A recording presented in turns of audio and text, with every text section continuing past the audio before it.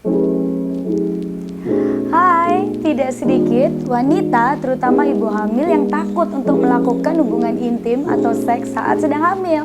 Mau tahu sebenarnya boleh atau enggak dan kenapa sih kok bisa setakut itu? Saya akan bahas di vlog saya kali ini.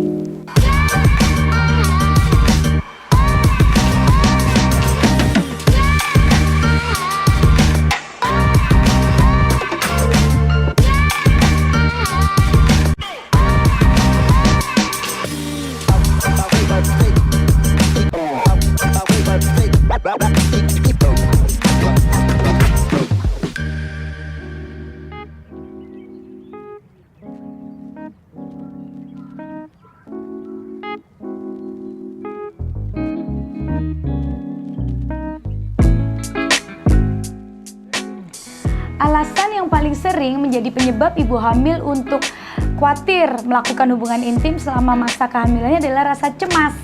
Tapi sebenarnya kecemasan itu tidak perlu dilebih-lebihkan ya, karena hubungan intim saat persalinan itu sebenarnya nggak masalah selama ibu dan bapaknya merasa nyaman saat melakukan hubungan intim sendiri.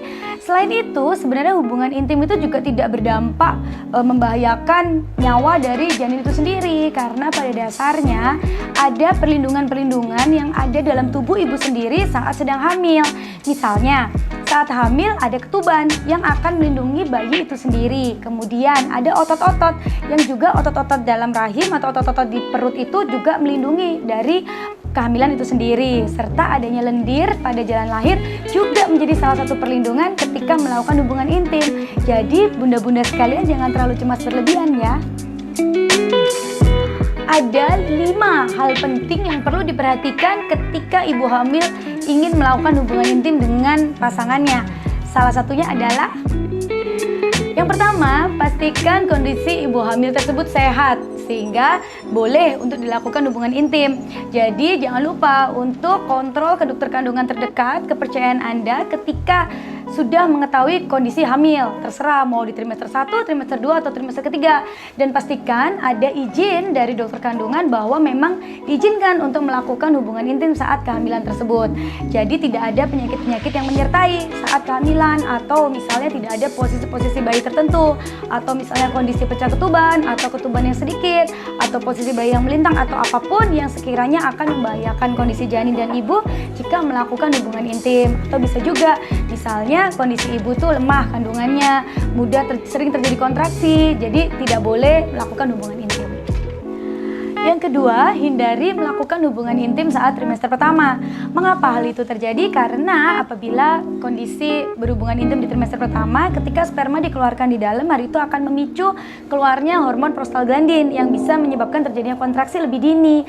Yang mana pada trimester pertama itu, resiko terjadinya keguguran akan menjadi lebih tinggi dibanding yang lain. Selain itu, biasanya trimester pertama atau 3 bulan saat awal kehamilan, ibu hamil cenderung mengalami mual dan muntah. Yang mana apabila terjadi mual dan muntah akan menurunkan juga hasrat seksual, sehingga apabila dipaksakan untuk melakukan hubungan intim akan menimbulkan kelelahan yang bisa berefek juga terjadinya kontraksi yang menyebabkan juga keguguran di trimester-trimester awal kehamilan. Jadi apabila memang ingin melakukan hubungan intim saat trimester pertama, bisa dikonsultasikan ke dokter kandungan terdekat kepercayaan Anda apabila diizinkan.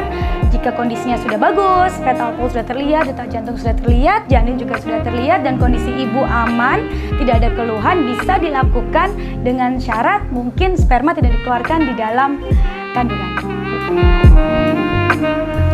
Yang ketiga, pastikan tidak ada riwayat perdarahan. Jadi untuk kehamilan dengan plasenta letak rendah atau plasenta yang menutupi jalan lahir yang biasa disebut dengan plasenta previa, baik itu parsialis, marginalis maupun totalis, tidak disarankan untuk melakukan hubungan intim ketika plasenta posisinya masih di bawah.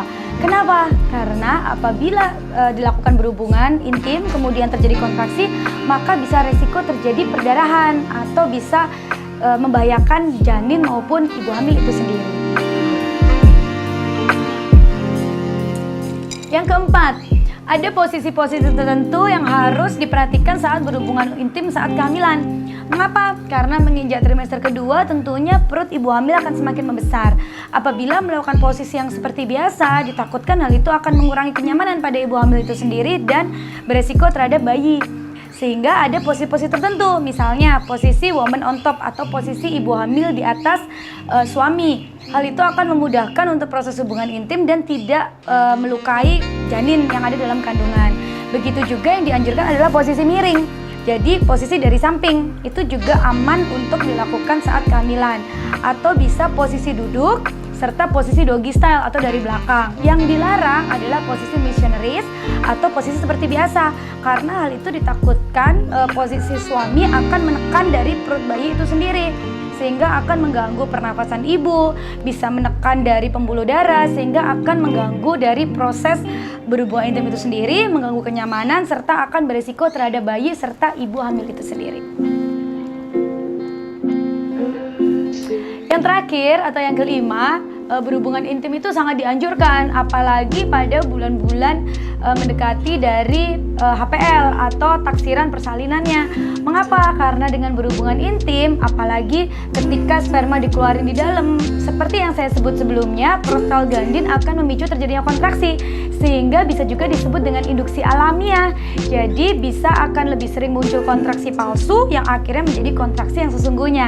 Jadi gelombang-gelombang cinta itu akan muncul lebih cepat, sehingga proses persalinan bisa cepat terlaksana, tidak sampai melewati dari HPL. Jadi jangan lupa ya, ibu hamil tidak perlu takut ketika sudah mendekati persalinan, misalnya di atas 36 minggu, sangat dianjurkan untuk melakukan hubungan intim itu sendiri. Masih banyak yang saya akan bahas mengenai hubungan intim saat kehamilan. Jadi jangan lupa untuk like, subscribe, comment, and share, serta aktifkan tombol lonceng agar kalian yang tahu video saya berikutnya. Everything about woman health, and stay with me, your obstetrician and gynecologist. Trimester 1, trimester 2, trimester 3, adakah sesuatu posisi bayi atau misalnya posisi woman on top atau ibu hamil berada di atas. Jangan lupa like, subscribe,